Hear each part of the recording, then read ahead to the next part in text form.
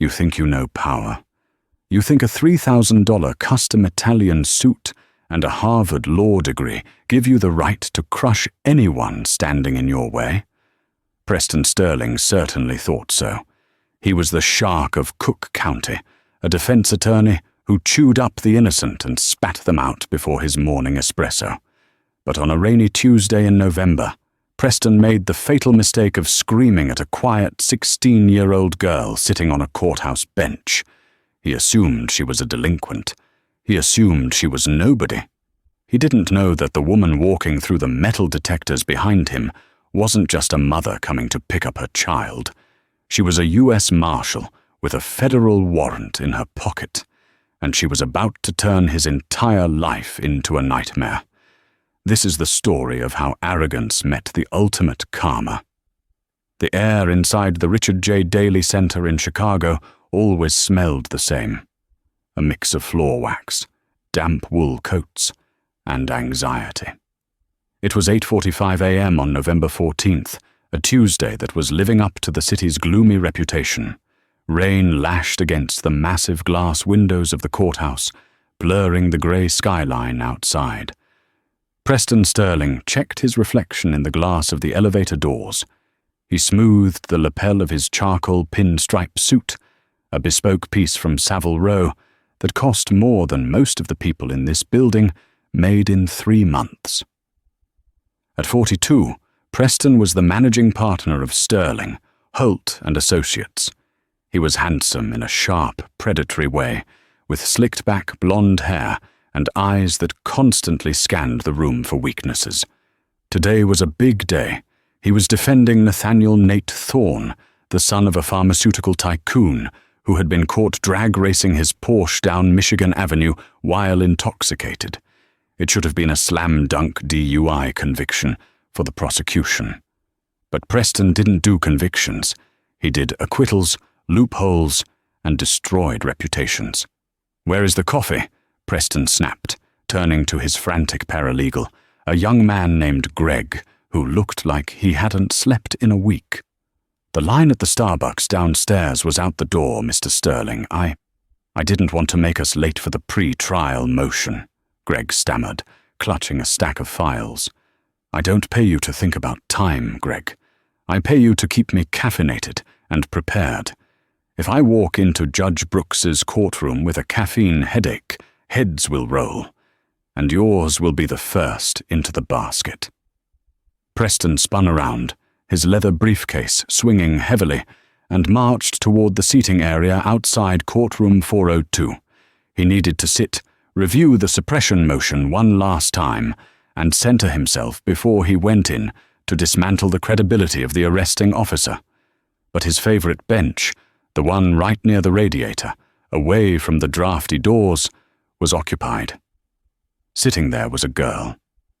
She couldn't have been more than 16. She was black, wearing a slightly oversized grey hoodie, faded jeans, and pristine white sneakers. Her hair was pulled back in long, neat braids, and she had a thick chemistry textbook balanced on her knees.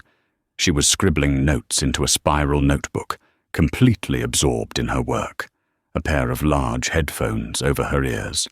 To Preston, she was an eyesore. She was an obstruction. He stopped right in front of her, tapping the toe of his expensive Oxford shoe on the linoleum floor. She didn't look up. She was humming softly, tapping her pen against her chin. Preston's patience, already thin from the lack of coffee, snapped. "Excuse me," he said, his voice loud enough to turn heads. The girl didn't react. Preston stepped closer, invading her personal space, and waved his hand in front of her face. "Hey, you, headphone girl." Maya Washington blinked, startled. She pulled her headphones down around her neck and looked up. Her eyes were wide, confused but not fearful. "I'm sorry? Were you talking to me?" "Yes, I was talking to you," Preston sneered, looking down his nose at her. "You're in my spot." Maya looked around the hallway. It was crowded, yes, but there were other seats further down near the family court annex. "I didn't see a name on it, sir.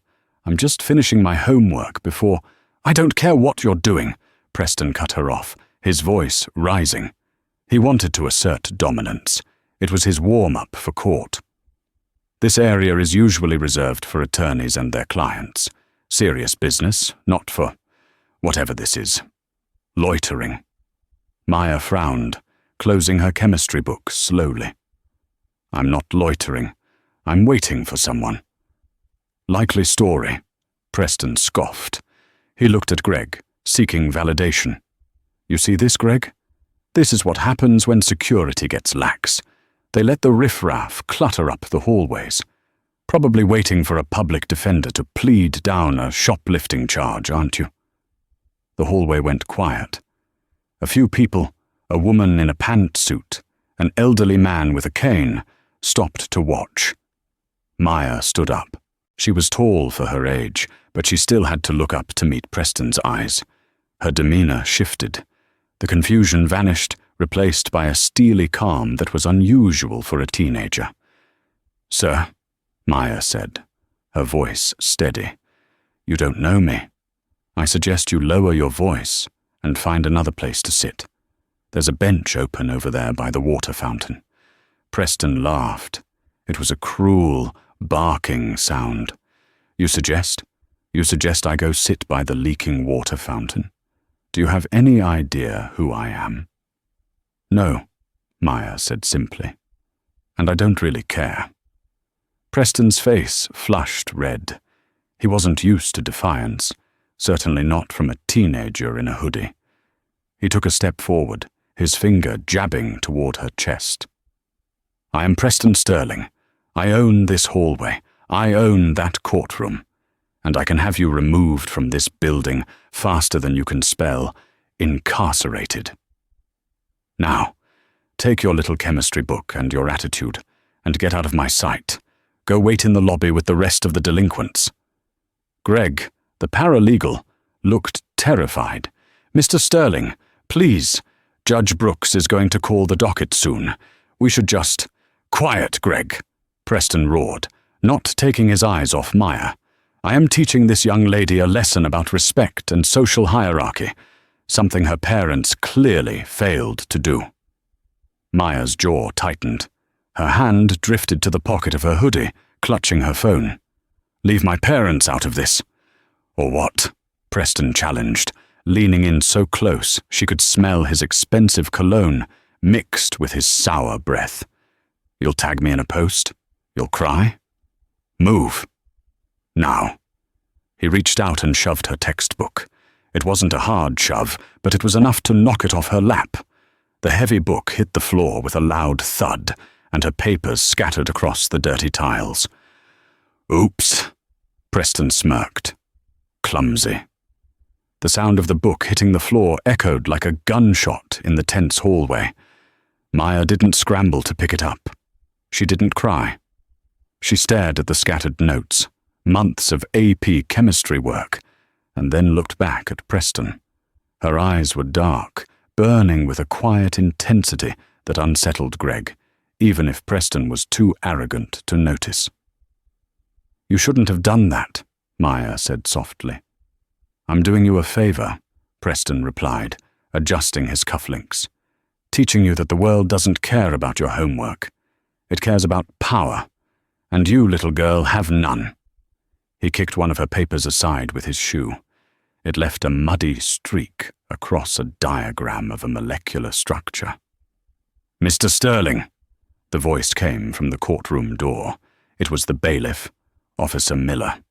He was a burly man with a thick mustache who had worked the circuit court for 20 years. He looked tired.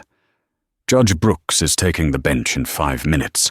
He's asking for all counsel on the Thorne case to be present immediately. Preston shot Maya one last smug look. Saved by the bell. Consider this a warning. If I come out of that courtroom and you are still here, I will personally call the sheriff and have you arrested for harassment. Do you understand me? He didn't wait for an answer. He signaled Greg, stepped over Maya's chemistry book as if it were trash, and strode into courtroom 402, feeling energized. He loved crushing people. It gave him the adrenaline he needed to win. Inside the courtroom, the atmosphere was heavy. The wood-paneled walls, the high ceiling, the seal of the state hanging behind the judge's chair. It was Preston's arena. He walked to the defense table, placing his briefcase down with a confident thud. His client, Nathaniel Thorne, was already there. Nate was 22, wearing a suit that was too shiny and looking bored. "About time, Preston," Nate drawled. "My dad is blowing up my phone. Says if this isn't dismissed by noon, he's pulling your retainer." "Tell your father to relax, Nate," Preston whispered, opening his file. "Officer Reynolds messed up the paperwork on the breathalyzer calibration. I'm going to tear him apart on the stand. You'll be driving that Porsche by dinner." "All rise." Bailiff Miller's voice boomed. Judge Harland Brooks entered. He was a stern man, known for his no-nonsense attitude and his hatred of lawyers who wasted his time. He sat down, his black robes billowing, and adjusted his glasses. "Good morning," Judge Brooks said, his voice gravelly. "We are here for the suppression hearing in State versus Thorne. Mr. Sterling, are you ready to proceed?" "Ready as always, Your Honor," Preston said, flashing his winning smile. "And the state?" The prosecutor, a sharp woman named Sarah Jenkins, stood up. "Ready, Your Honor. However, we have a slight delay. Our key witness, the technician who calibrated the machines, is stuck in security downstairs." Preston chuckled, shaking his head theatrically. "Typical, Your Honor. The state can't even manage the elevators, yet they want to manage my client's freedom. I move to dismiss based on failure to prosecute." "Denied," Judge Brooks said instantly. "We will wait 10 minutes. But Mr. Sterling, I heard a commotion in the hallway earlier. I hope you weren't the cause of it." Preston feigned innocence, placing a hand on his chest. "Me? Absolutely not, Your Honor. Just a minor disagreement with a transient individual who was blocking the entrance. I handled it with the utmost professionalism." The judge grunted, looking skeptical. The double doors at the back of the courtroom creaked open. Preston turned, expecting to see the tardy technician. He was ready to roll his eyes and make a snide comment. But it wasn't a technician. First, the bailiff at the door straightened up, snapping to attention almost instinctively. Then, 2 uniformed sheriff's deputies walked in, looking serious. They stepped aside, holding the doors wide open. A woman walked in. She was in her late 30s, radiating an aura of absolute authority that sucked the oxygen out of the room. She wore a tactical vest over a dark navy windbreaker.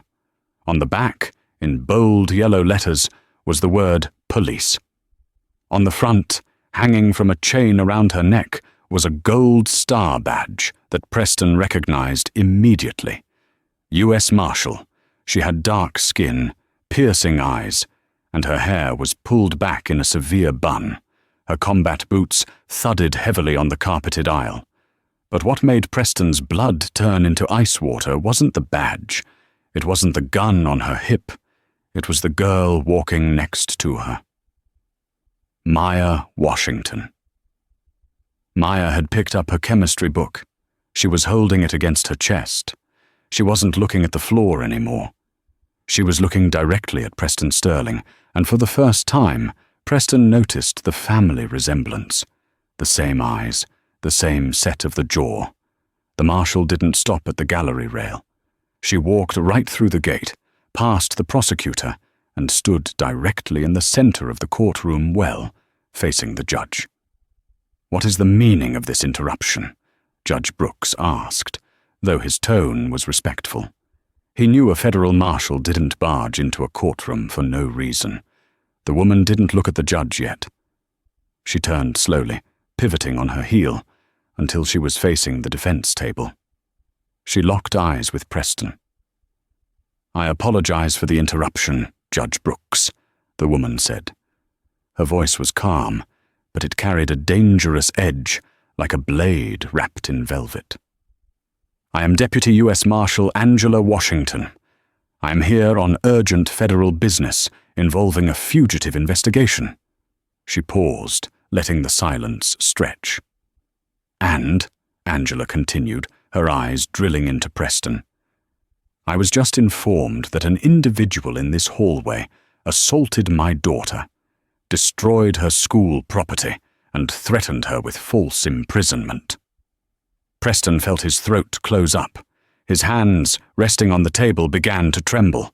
"Assault!" Preston squeaked. I never touched her." "You shoved her," Maya said. Her voice was clear in the silent courtroom. "You shoved my book, you kicked my notes, and you threatened to have me arrested for sitting on a bench." Angela Washington took a step toward the defense table. She was 5 feet 10 inches of federal muscle and fury. "Is this true, counselor?" She was in the way. I didn't know who she was," Preston stammered. He looked to the judge for help. "Your Honor, this is highly irregular. She can't just barge in here and accuse me of—" "Mr. Sterling," Judge Brooks said, his voice dropping an octave, "did you, or did you not, create the disturbance I heard in the hallway?" "I asked her to move," Preston cried, sweating now. "She was loitering." "She was waiting for me," Angela said coldly. "I was in the clerk's office, filing a federal detainer on a suspect. I told her to sit on the bench and do her homework. I told her she would be safe here." Angela leaned over the defense table, her hands flat on the wood. "Was I wrong, Mr. Sterling? Is my daughter not safe from grown men throwing tantrums in the Hall of Justice?" Preston looked around. The court reporter had stopped typing, her mouth open. The prosecutor was hiding a smile.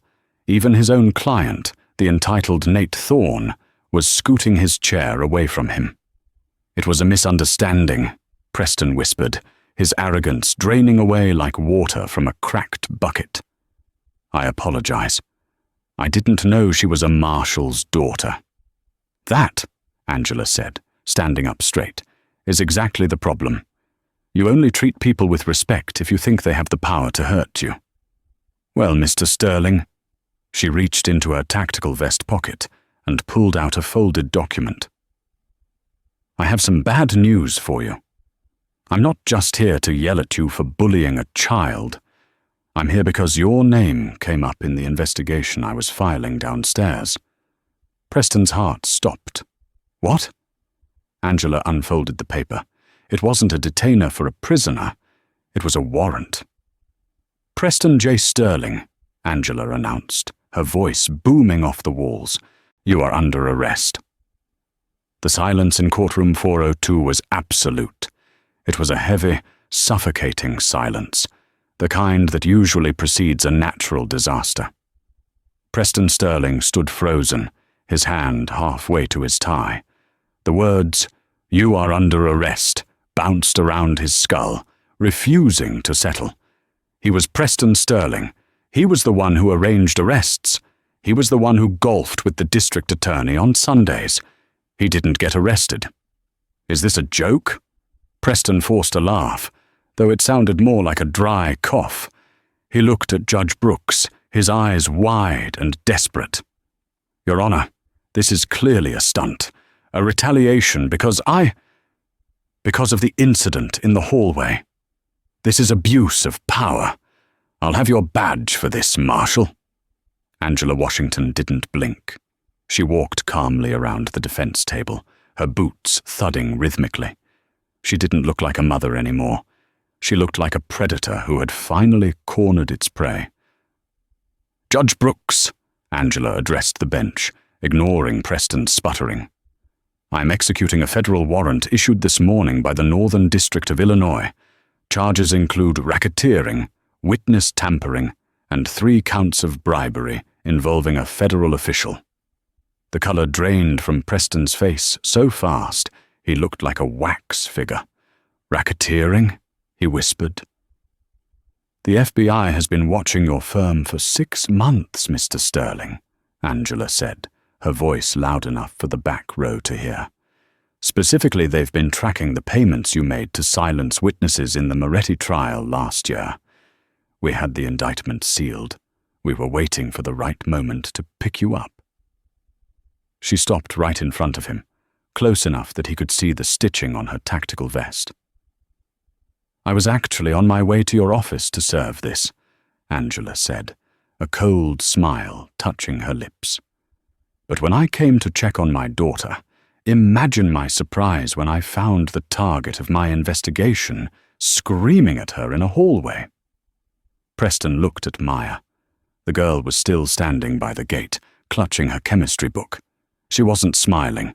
She just watched him with that terrifyingly calm gaze. It was a look of pure, unadulterated judgment.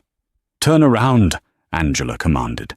"I refuse," Preston snapped, his arrogance flaring up one last time, a dying ember. "You cannot arrest me in the middle of a hearing. I am representing a client. This violates his Sixth Amendment rights." Judge Brooks slammed his gavel down. Bang! "Mr. Sterling," the judge boomed, his patience evaporated. "You are an officer of the court, and right now, you are disgracing it. The U.S. Marshals have jurisdiction here. If there is a federal warrant, my court is adjourned. Deputy, assist the marshal." Bailiff Miller, the man Preston had ignored for years, stepped forward with a grim satisfaction.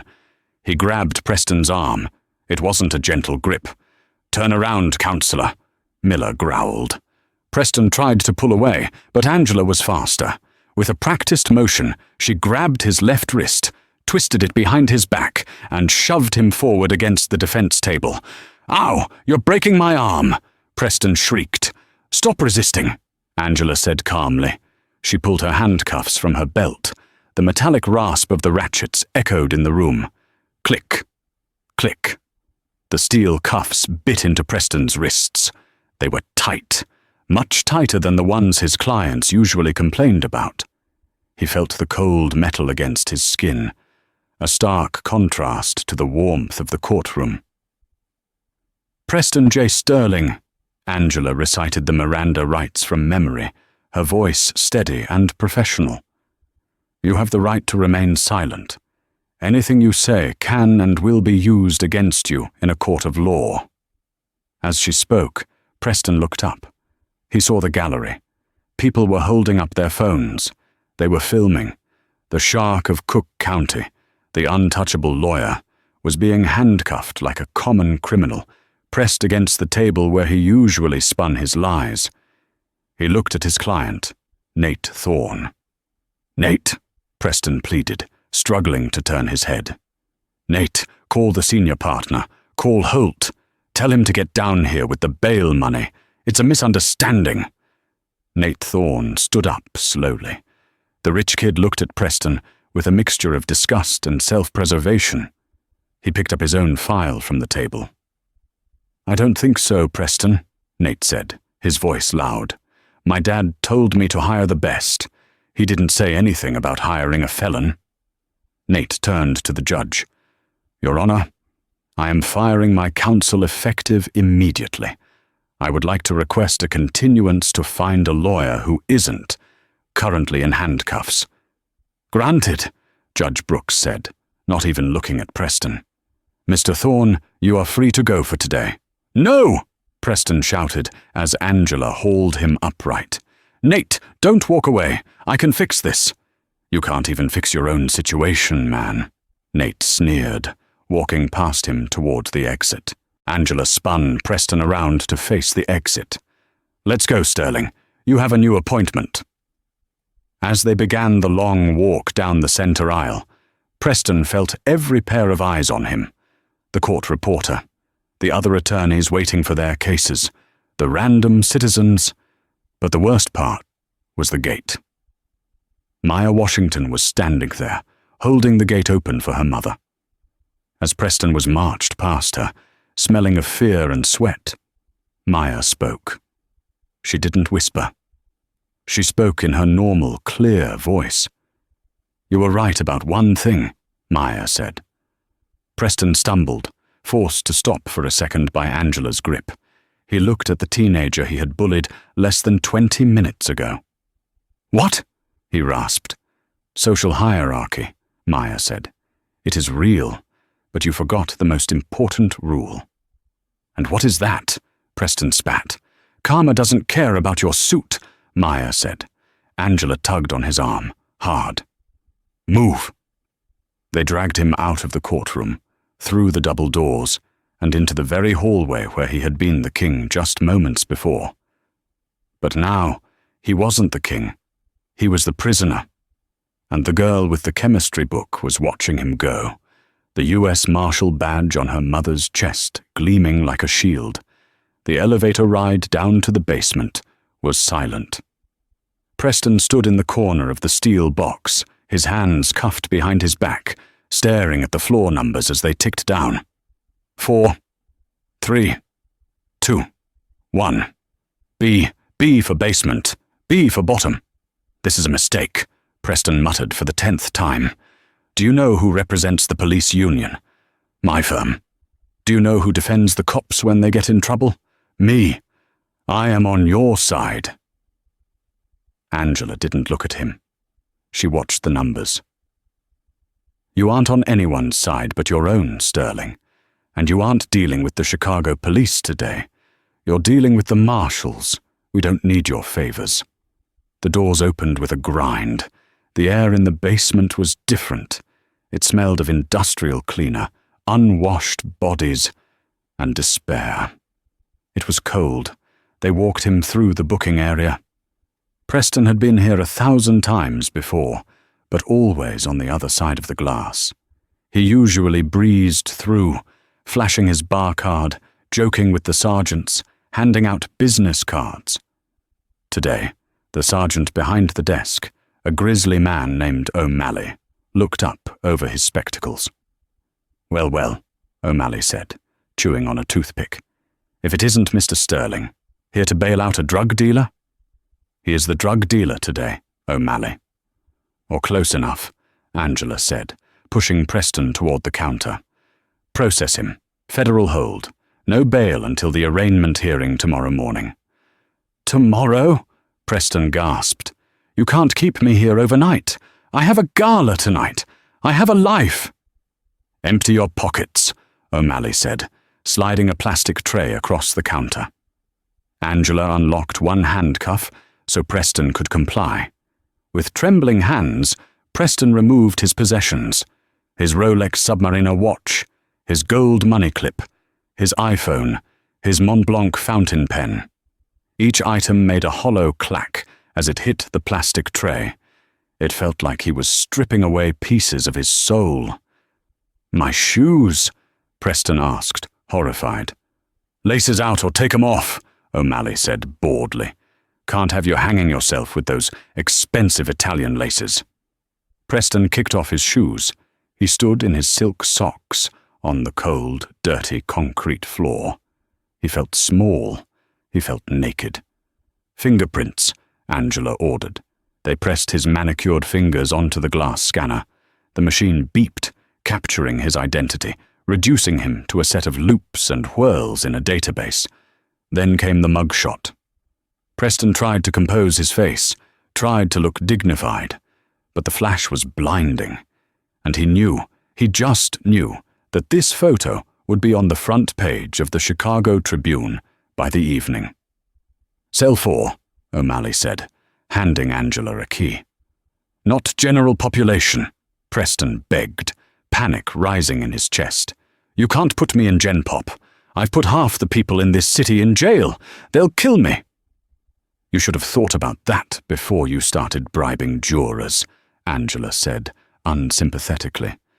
"But don't worry. Federal holds are separate. You get a private suite." She marched him down a long corridor lined with bars. Hands reached out from the darkness. Voices jeered. "Hey, is that Sterling? Yo, lawyer man, you get me out yet? Look at him. He's wearing the bracelets." Laughter erupted. It was a cruel, cacophonous sound. The men he had promised to help, the men he had overcharged and underrepresented, were now his audience. Angela stopped at cell 4. It was a small concrete box with a metal toilet and a thin mattress on a slab. She opened the door. In. Preston stepped inside. The door clanged shut behind him. The sound of the lock engaging was final. He turned around, gripping the bars. "Marshal Washington, please, can I at least make my phone call?" Angela stood on the other side, her arms crossed. She looked at him, really looked at him, for a long moment. "You'll get your call when the processing is done. Usually takes about 4 hours." 4 hours? "We're short-staffed," Angela shrugged. "Budget cuts, you know how it is. Maybe if there weren't so many high-priced lawyers helping criminals hide their assets, the system would work better." She turned to leave, but stopped. "By the way," she said, her voice softening, but not with kindness, with warning. "My daughter, Maya. She wants to be a lawyer." Preston blinked. "What?" "She's studying AP chemistry because she wants to understand forensics.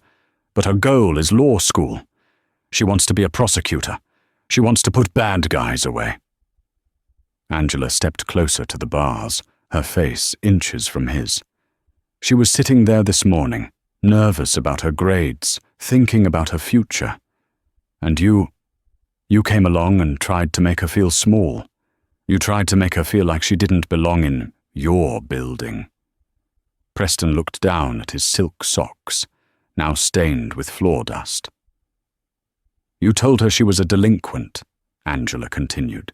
"You judged her by her hoodie and her skin color. You didn't see her brilliance. You didn't see her potential. You just saw someone you could step on." "I apologized," Preston whispered weakly. "No," Angela shook her head. "You apologized because I had a badge.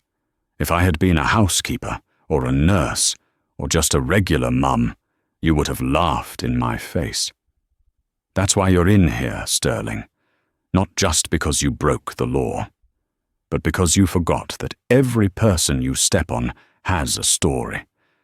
And sometimes that story includes a mother who hunts fugitives for a living." She tapped the bars with her knuckles. Clang, clang. "Enjoy the accommodations, Mr. Sterling. I hear the bologna sandwiches are terrible." Angela turned and walked away, her footsteps fading down the corridor.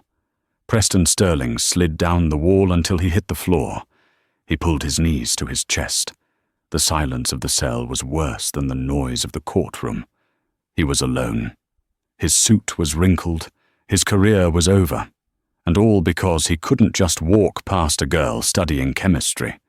He put his head in his hands, and for the first time in 20 years, Preston Sterling began to cry. But the nightmare wasn't over, not even close, because Preston didn't know that the witness tampering charge was just the tip of the iceberg. The feds had more, and they were bringing in a special prosecutor to handle his case. Someone Preston knew, someone who hated him even more than Angela Washington did. Time in a federal holding cell does not move linearly. It drags, it stumbles, and it suffocates. Preston Sterling had been sitting on the thin, grimy mattress for 6 hours. His stomach rumbled, a painful reminder that he had missed his lunch reservation at Le Bernardin. He was thirsty. His throat felt like it was coated in sandpaper. But mostly, he was terrified. Every time the heavy steel door at the end of the corridor clanged open, Preston jumped, hoping it was his lawyer. He had used his one phone call to dial the private line of Silas Holt, the senior partner at his firm. Silas was his mentor, his ally, the man who had taught him that morality was just an obstacle to billing hours. Silas hadn't picked up. Preston had left a frantic, blubbering voicemail. Finally, footsteps approached his cell, but they weren't the hurried, confident steps of a high-priced defense attorney. They were slow, deliberate, and heavy. "Sterling," a guard grunted, unlocking the cell door. "Interview room, your counsel is here." Preston scrambled up, relief washing over him. Thank God. Is it Holt? Did he bring the checkbook? The guard didn't answer. He cuffed Preston again, hands in front this time, a small mercy, and led him down a different hallway to a small, windowless room with a metal table and 3 chairs. Preston rushed inside, ready to demand answers. Silas, you have to get me out of... He froze. The man sitting at the table was not Silas Holt. He was a younger man, perhaps 35, with sharp features, dark hair, and a scar running through his left eyebrow. He wore a suit that was off the rack, cheap but pressed meticulously. On the table in front of him sat a thick accordion file. Preston recognized him. The memory hit him like a physical blow. Julian? Preston breathed. Julian Blackwood looked up. He didn't smile. His eyes were cold, hard flint. Hello, Preston. It's been a while. 5 years, isn't it? Preston sank into the chair opposite him. What are you doing here? Where is my lawyer? I am the special prosecutor appointed by the Department of Justice, Julian said, his voice devoid of emotion. Because of the conflict of interest involving the local DA's office, since you've bribed half of them, the feds called me in. I work for the Public Integrity Section in D.C. now. Preston felt sick. 5 years ago, Julian Blackwood had been a rising star in the Public Defender's Office. He was brilliant, ethical, and stood in Preston's way on a high-profile murder case. Preston had destroyed him. He hadn't just beaten him in court. Preston had planted rumors about Julian having a substance abuse problem. He had leaked false stories to the press. He had gotten Julian disbarred for a year and ruined his reputation. Julian had to leave Chicago in disgrace. You can't prosecute me, Preston stammered. You have a bias. I'll file a motion for recusal. File whatever you want, Julian said, opening the file. But you might want to see what I have first. Julian slid a photograph across the table. It was a picture of Preston handing a thick envelope to a juror in a parking garage. Preston stared at it. The blood drained from his face. This is fake, AI-generated. It was taken by a private investigator hired by your wife, Julian said. Preston's head snapped up. Veronica. No. Veronica loves me. We're a power couple. Veronica filed for divorce at 2:00 p.m. today, Julian said, checking his watch. About 3 hours after your arrest. She also provided the FBI with the passwords to your private server, the one in the basement of your Lake Forest mansion, the one where you keep the spreadsheets of your bribes. Preston couldn't breathe. The room seemed to be spinning. Why? Why would she do that? Because she found out about your mistress, the 20-year-old paralegal, Julian said dryly. And because she wants to keep the house. Immunity deals are a powerful motivator, Preston. Veronica gave us everything. The bribery, the witness intimidation, the money laundering through the Cayman Islands shell company. She gave us it all. Preston slumped forward, his forehead touching the cold metal table. His empire wasn't just cracking, it had already collapsed, and he hadn't even heard the sound. This is impossible, Preston whispered. Silas will fix this. He knows people. Julian laughed. It was a harsh sound. He reached into the file and pulled out a signed affidavit. Silas Holt? Julian asked. Silas Holt is the one who called the U.S. Marshals this morning to confirm your location at the courthouse. He cut a deal yesterday. He's turning state's evidence against you to save the firm. He claims you were the mastermind, Preston. He says he was just an unwitting dupe. That liar! Preston screamed, slamming his cuffed hands on the table. He taught me everything. He organized the payoffs. I know, Julian said calmly. But he talked first. In the federal system, the first rat gets the cheese. You get the trap. Julian leaned forward. You are looking at 20 years, Preston. Minimum. Federal prison. No country club. No golf. Just concrete and bad decisions. Preston looked at Julian, seeing the satisfaction in the man's eyes. This was the karma Maya had talked about. It wasn't just the arrest. It was the total dismantling of his life by the people he thought he owned. "What do you want?" Preston croaked. "I want you to plead guilty," Julian said. "To everything. Save the taxpayers the cost of a trial. In exchange, I'll recommend. Well, I won't recommend the maximum. That's the best I can do. And if I fight, then I will put your wife on the stand," Julian said. "I will put Silas Holt on the stand. And I will put Maya Washington on the stand. And I will let the jury see exactly what kind of man bullies a teenager and cheats on his wife." Julian closed the file and stood up. "Think about it. You have until the arraignment tomorrow morning." "Oh, and Preston?" Julian paused at the door. "That girl you yelled at?" "Maya?" "I saw her in the lobby. She's studying the chemistry of accelerants. She's brilliant. She reminds me of myself before you tried to ruin me. You picked the wrong fight, Preston. You picked a fight with the future." The door slammed shut. Preston was left alone with the photograph of his crime and the knowledge that his wife and his partner had sold him out. The next morning, the shark of Cook County didn't look like a shark. He looked like a bottom feeder. Preston had not slept. His expensive suit was wrinkled and smelled of the holding cell. His blonde hair, usually gelled to perfection, was greasy and matted. Stubble darkened his jaw. He felt grimy, inside and out. They didn't let him shower. They simply cuffed him and marched him into the van for transport to the federal courthouse. When the van pulled up to the loading dock, Preston expected a quiet entry. Instead, he heard the roar. It sounded like a stadium. "Cover your head," the marshal said, opening the back doors. As Preston stepped out, the flashes blinded him. Hundreds of cameras, news crews from CNN, Fox, MSNBC, and every local station. But it wasn't just the press. There were protesters, people holding signs. "Justice for the victims. Eat the rich. Karma is a Marshal." Someone had leaked the video. Preston stumbled as the marshals hustled him toward the door. What is that?"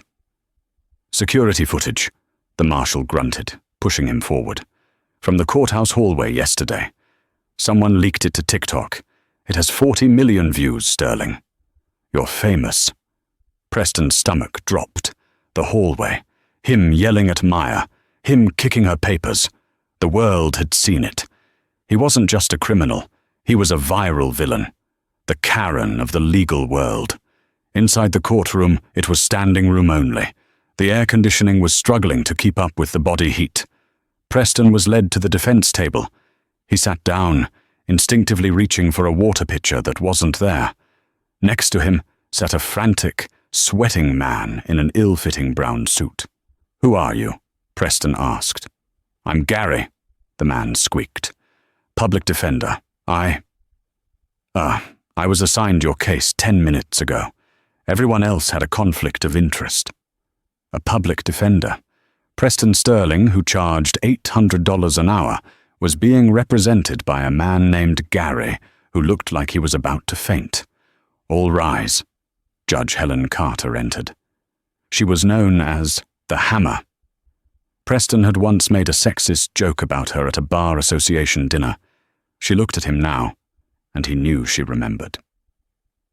"Case number 24, CR 8922, United States vs. Preston Sterling," the clerk announced. "We are here for arraignment and bail," Judge Carter said. "How does the defendant plead?" "Not guilty," Preston hissed at Gary. "Not guilty, Your Honor," Gary squeaked. "Very well. Regarding bail?" Julian Blackwood stood up for the prosecution. He looked crisp, professional, and deadly. "Your Honor, The government requests that bail be denied. Mr. Sterling is a flight risk. He has offshore accounts in the Caymans containing millions of dollars. Accounts we are currently in the process of freezing, but the funds are substantial. Furthermore, he has significant connections abroad and is facing a sentence that essentially amounts to life in prison. He has every reason to run. "Objection!" Preston shouted, standing up. "I am a pillar of this community." "Sit down, Mr. Sterling," Judge Carter snapped. "You speak through your counsel." "Your Honor," Gary stammered. "Mr. Sterling, has surrendered his passport?" "He has 3 passports," Julian counted smoothly. 1 US, 1 St. Kitts, and 1 under an alias. We found them in his safe. The courtroom gasped. Preston slumped back. He had forgotten about the fake passport. "Bail is denied," Judge Carter ruled instantly. "The defendant will be remanded to the custody of the U.S. Marshals pending trial." The gavel banged. It sounded like a coffin lid slamming shut. As the marshals moved in to take him away, Preston looked back at the gallery. He was looking for someone to save him. He saw his wife, Veronica. She was sitting in the front row, wearing large sunglasses and a black dress, looking like a grieving widow. She wasn't looking at him. She was looking at her phone, typing. She didn't even glance up as he was hauled to his feet. Then he saw them, in the back row, near the exit. Angela Washington, still in her uniform, and Maya. Maya was wearing her school uniform today, a plaid skirt and a navy blazer. She looked like exactly what she was, a student, a child. Preston locked eyes with her. He wanted to scream. He wanted to blame her. If you had just moved, if you hadn't been there. But as he looked at her, he saw something that broke him completely. Maya wasn't gloating. She wasn't filming him. She wasn't laughing like the people in the comment section of the viral video. She looked sad. It was a look of pity. She was looking at him not as a monster, but as a pathetic, small man who had destroyed himself for nothing. As Preston was dragged toward the side door, Maya raised her hand slightly. A small wave. "Bye," she mouthed. It was the ultimate dismissal.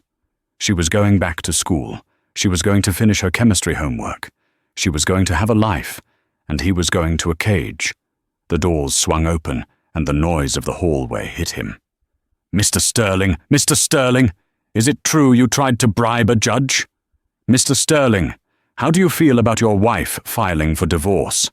Mr. Sterling, look at the camera." Preston lowered his head. The cameras flashed, capturing his shame for eternity. He realized then that the hard karma wasn't the prison sentence. The hard karma was that he had spent his whole life trying to be a somebody. He had crushed people to build a name. And now everyone knew his name. But they spoke it with disgust. He had become the one thing he hated most in the world. A loser. 3 months later, the snow was falling in Chicago, coating the ledges of the federal courthouse where Preston Sterling's life was officially coming to an end. There were no cameras this time. The viral fame had faded, as it always does, replaced by the next internet villain. The courtroom for the sentencing hearing was half empty. Veronica wasn't there. She was already living in their Aspen condo with her new boyfriend, a 25-year-old ski instructor. Nate Thorne wasn't there. His daddy's new lawyers had gotten his DUI plead down to a parking violation.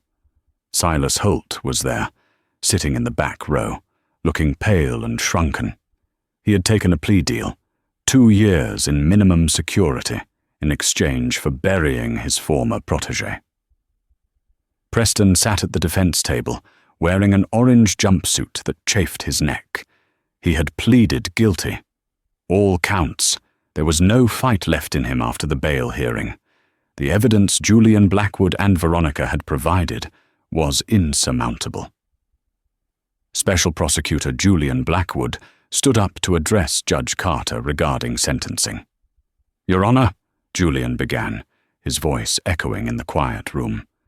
"The defense has asked for leniency based on Mr. Sterling's previous service to the legal community. The government argues that this service was merely a mask for greed and corruption of the highest order." Julian paused, walking over to the table where Preston sat hunched over. "But there is one final detail the court should be aware of. A piece of irony that proves just how deserved this sentence is." Preston looked up, his eyes dull. What more could there be? "We often talk about karma in the abstract," Julian said, looking towards the gallery where Marshal Angela Washington sat, stoic as ever. "But in this case, we can pinpoint the exact minute karma arrived." Julian picked up a remote and clicked a button. A large monitor showing security footage flickered to life. It was the hallway video. Preston yelling, Maya sitting quietly. "We all saw this," Julian said. "We saw arrogance, but the FBI saw something else. We saw a timeline." He paused the video. At the moment, Preston kicked Maya's chemistry papers. The timestamp read 8:52 a.m. "At 8:50 a.m. that morning," Julian explained, "Marshal Washington was downstairs. She was filing a federal detainer on a low-level drug trafficker named Rico Davis. Davis was being held by local police on a minor charge. Marshal Washington needed him secure because she suspected he had information on a larger target." Julian looked down at Preston. "That target was you, Preston." Preston frowned, confused. "I don't know any Rico Davis." "No, you don't," Julian agreed. "But your client, Nate Thorne, did. Rico was Nate's dealer. He supplied the drugs Nate was high on when he was arrested. You knew Nate was high, but you buried that fact to ensure an easy DUI acquittal instead of a felony drug charge." Julian clicked the remote again. The video showed Preston still ranting at Maya. Timestamp 8:58 a.m. "Rico Davis was terrified of prison," Julian continued. "At exactly 8:55 a.m., while you were busy explaining social hierarchy to a teenager, Rico Davis cracked in the holding cell downstairs. He told the intake officer he wanted to cut a deal. He said his lawyer, your associate, Preston, paid by you under the table, told him to take the fall for Nate Thorne." The courtroom went deathly silent. "Marshal Washington got the call at 9:01 a.m., Julian said. "The call confirming that Rico Davis had implicated you directly in witness tampering and suborning perjury on a current case. That was the final piece of probable cause she needed to execute the sealed warrant she already had in her vest." Julian leaned in close to Preston. "If you had just walked past her, Preston. If you had just gotten your coffee and gone into the courtroom at 8:45 like a professional, you would have been inside Judge Brooks's chambers before the call came through. You might have had another day, maybe another week to hide assets or run."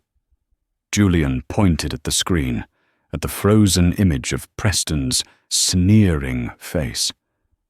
"But you couldn't do it. You had to stop. You had to bully a child to make yourself feel big. You spent 13 minutes in that hallway feeding your ego. And those 13 minutes bought the FBI the time they needed to end you."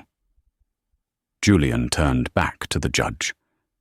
"His arrogance wasn't just a character flaw, Your Honor. It was the literal architect of his destruction. The government requests the maximum sentence of 25 years. Preston stared at the monitor. He felt like he was going to throw up. It wasn't Veronica snitching. It wasn't Silas turning rat. It was his own pettiness. He had traded 25 years of his life for the momentary satisfaction of yelling at a girl in a hoodie. Judge Carter didn't waste time. "Preston Sterling, you used the law as a weapon for personal gain. You disgraced your profession. I sentence you to 240 months, 20 years in federal prison followed by 5 years of supervised release. Manacles, Marshal. As the cuffs clicked onto Preston's wrists for the last time in a long time, he looked toward the back of the room. Angela Washington was standing up to leave, and next to her was Maya. Maya wasn't looking at Preston. She was looking at Julian Blackwood. As they passed the bar, Maya stopped and shook Julian's hand. "Thank you, Mr. Blackwood," Maya said clearly, "for the internship offer. I'm looking forward to starting this summer." "We're lucky to have you, Maya," Julian smiled genuinely. "We need more prosecutors who understand that justice is about truth, not power." Maya put her headphones back on, the same big ones from that day, and walked out of the courtroom next to her mother, stepping into her future. Preston Sterling was led out a side door toward a transport van that would take him to a federal penitentiary in Terre Haute.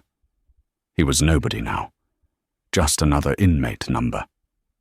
And he knew, with a sickening certainty that would haunt his small concrete cell for the next 2 decades, that the girl with the chemistry book had been right all along. Karma didn't care about his suit. Preston Sterling believed his wealth and status were invincible shields. He operated under the delusion that power meant the ability to crush others without consequence. He never imagined that his undoing wouldn't come from a master rival or a complex sting operation, but from a random Tuesday morning where he decided to belittle a 16-year-old girl. His story is a brutal reminder that character is revealed in how we treat those we think can do nothing for us. Preston's fatal mistake wasn't the bribery or the fraud. It was the blind arrogance that made him believe he was untouchable. In the end, the shark of Cook County wasn't taken down by a bigger fish. He drowned in the shallow waters of his own ego, proving that sometimes the hardest justice is the kind you bring upon yourself. If seeing that level of arrogance get instantly shut down gave you chills, go ahead and hit that like button. It really helps the channel. What do you think? Did Preston deserve 20 years, or was karma too harsh? Let me know your thoughts down in the comments. And if you want more stories where justice is served ice cold, make sure you subscribe and ring that notification bell so you never miss an upload. Thanks for watching, and remember, be kind, because you never know who you're talking to.